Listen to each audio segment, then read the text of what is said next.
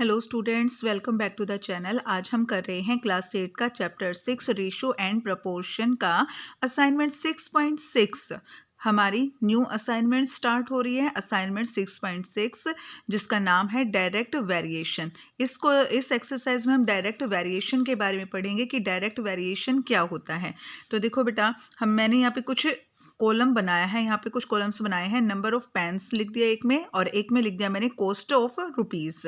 ठीक है, तो एक को दो चीज़ें मान लीजिए हमारे पास, तो एक को हमने मान लिया x और दूसरी को हमने मान लिया y। तो जैसे मान लीजिए हमारे पास एक पेन है और उसकी कॉस्ट है ₹10। ठीक है, तो सेम वही पेन, और अगर हम दो पेन ले रहे हैं, सेम वही पेन अगर हम दो ले रहे हैं तो हमारी कॉस्ट कितनी हो जाएगी? 10 2 जा 20। और अगर सेम वही पेन हम 3 ले रहे हैं तो हमारी कॉस्ट हो जाएगी 10 3 जा 30। और सेम यही पेन अगर हम 4 लेंगे तो हमारी कॉस्ट हो जाएगी 40। ठीक है, तो हमने क्या देखा? तो हमने यहाँ पर देख रहे हैं कि जैसे जैसे हम नंबर ऑफ पेन्स बढ़ा रहे हैं तो हमारी कॉस्ट भी बढ़ रही है। और अगर हम इसको उल्टा देखें कि अगर जैसे हमने 4 से स्टार्ट किया, नंबर ऑफ पेन्स अगर हम घटा दें, 4 से 3 2 1 करें, तो हमारी कॉस्ट क्या है? वो भी घट रही है। तो इससे ये कंक्लूजन निकलता है कि अगर एक चीज़ बढ़ेगी, अगर मान लीजिए x बढ़ रहा है तो y बढ़ेगा, और अगर x घट रहा है तो y भी घटेगा। ठीक है, यानी दोनों चीज़ों के अंदर जो रिलेशन है क्या है? डायरेक्ट वेरिएशन है। दोनों के अंदर डायरेक्ट वेरिएशन। अगर एक चीज़ बढ़ रही है तो दूसरी भी बढ़ रही है, एक चीज़ घट रही है तो दूसरी भी घट रही है। तो इसको हम कहते हैं डायरेक्ट वेरिएशन। तो इसको हम कहते हैं डायरेक्ट वेरिएशन। और डायरेक्ट वेरिएशन में इन दोनों का x और y, इसको हमने मान लिया x और इसको हमने मान लिया y, तो इनका जो रेशो होगा वो पूरे कॉलम में सेम होगा। तो जैसे मान लीजिए 1/10 है, जैसे x अपॉन वाई हमने मान लिया, x अपॉन वाई है हमारे पास, कितना है? 1/10। ठीक है, तो इसका रेशो बिल्कुल सेम होगा। जैसे अगर हम मान लीजिए लेते हैं 2/20 लेंगे हम, 2/20, तो अगर आप इसको भी कट करोगे, 2 1 जा 2 एंड 2 10 जा 20, तो हमारे पास क्या आया? 1/10 आया। अगर आप लोगे 3/30 तो भी हमारा रेशो सेम आएगा। ठीक है, 3/10 1/10 आ गया। अगर 4/40 लेंगे तो भी हमारा रेशो सेम होगा, 1/10 आ गया। ठीक है, तो जो हमारा x और y होगा, x अपॉन y का जो रिलेशन होगा वही सेम रिलेशन, सेम वेरिएशन हमें आगे भी देखने को मिलेगा। सेम उनका रेशो जो है वो सेम देखने को मिलेगा हमें। ठीक है, तो ये डायरेक्ट वेरिएशन कहे जाते हैं। तो इसके लिए एक फार्मूला होता है हमारे पास, x1 upon y1 is equal to x2 y2। ठीक है, जैसे हमने इसको मान लिया x1 y1 और इसको हम मान लेंगे x2 एंड y2, तो हमारा रेशो ये बनेगा, x1 upon y1 is equal to x2 upon y2। ठीक है बेटा, अब हम अपना क्वेश्चन स्टार्ट कर रहे हैं। The question is, if a car covers 82.5 kilometre in 5.5 liters of petrol, then the car covers distance in 13.2 liters of petrol is। ठीक है, एक कार 5.5 लीटर्स ऑफ पेट्रोल में 82.5 किलोमीटर डिस्टेंस कवर कर रही है, और अगर car, then the car cover distance 13.2 litres of petrol is, अगर कार के अंदर हम 13.2 लीटर्स ऑफ पेट्रोल डाल दे तो वो कार कितना डिस्टेंस कवर करेगी। ठीक है, 5.5 लीटर्स में 82.5 किलोमीटर डिस्टेंस कवर कर रही है। अगर हम उसमें 13.2 लीटर्स डाल दें, यानी कि हम पेट्रोल की क्वांटिटी बढ़ा दें, तो कितना डिस्टेंस कवर करेगी? तो सीधा सा हमें पता चल रहा है कि अगर हम पेट्रोल ज़्यादा होगा गाड़ी के अंदर तो वो ज़्यादा दूर तक जाएगी।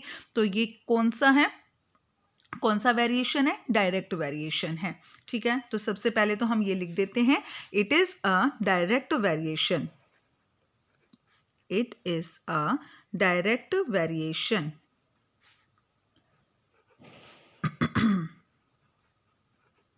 Direct variation.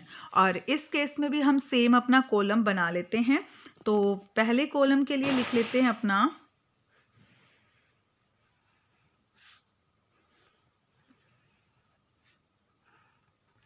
ठीक है, तो पहले कॉलम के लिए लिख लेते हैं, एक में लिख लेते हैं हम petrol in litres, petrol in litres, petrol in litres. And दूसरे कॉलम में हम लिख लेते हैं अपना डिस्टेंस, डिस्टेंस। ठीक है, तो 5.5 लीटर्स में कार कवर करिए डिस्टेंस 82.5 किलोमीटर। फिर हमसे पूछा है 13.2 लीटर्स में, 13.2 लीटर्स में कार कितना डिस्टेंस कवर करेगी। तो इसको मान लेंगे हम अपना x1, ये हो जाएगा हमारा y1 और ये x2 एंड ये हो जाएगा हमारा y2। ठीक है, तो ये हमारा कॉलम बन गया है। अब हम अपना फार्मूला लगाएंगे। फार्मूला क्या था हमारे पास, x1 upon y1 is equal to x2 upon y2। तो x1 upon y1 is equal to x2 upon y2। x1 है हमारे पास 5.5 और y1 है हमारे पास 82.5 इज इक्वल टू x2 है बेटा 13.2 y2। ठीक है, तो अब क्या करेंगे हम, क्रॉस मल्टीप्लाई करेंगे। 5.5 y2 is equal to 13.2 multiply 82.5। हमने 5.25 को y2 से मल्टीप्लाई किया है एंड 13.2 को हमने मल्टीप्लाई किया है 82.5 से।